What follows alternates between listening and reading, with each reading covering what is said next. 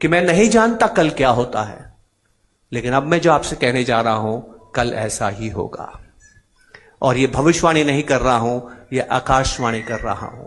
आप जानते हैं आकाशवाणी और भविष्यवाणी में फर्क क्या होता है। भविष्यवाणी गलत हो सकती है, आकाशवाणी गलत नहीं होगी, ऐसा ही होगा। तो ध्यान से सुनिएगा क्या होने वाला है, आपके और मेरे जीवन में क्या होने वाला है।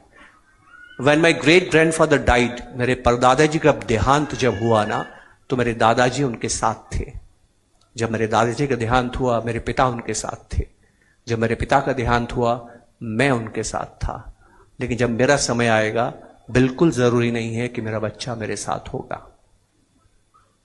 मैं तो फिर भी ठीक हूं, हो सकता है मेरा बच्चा मेरे साथ हो, मेरे बच्चे के साथ तो बच्चा होगा ही नहीं।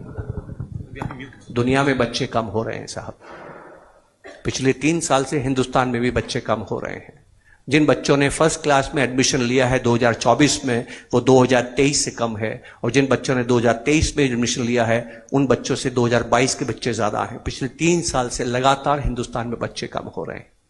से बच्चे फॉरेन में अब जाते हैं, पहले नहीं जाते थे। वो फॉरेन क्यों जाते हैं? क्योंकि फॉरेन में बच्चे पहले ही खत्म हो गए हैं। वो अपने देश चलाने के लिए आपके बच्चों को ले जाते हैं।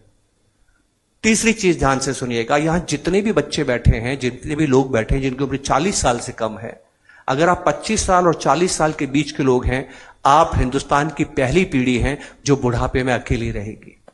आपके पास कोई नहीं होगा। जी हां, कोई नहीं होगा। आप हिंदुस्तान की पहली पीढ़ी हैं जो 100 साल की अवस्था को प्राप्त करेंगी। और आप हिंदुस्तान की पहली पीढ़ी हैं जो 50 साल ज्यादा काम नहीं कर पाएंगी। आपका रिटायरमेंट 50 साल का होगा।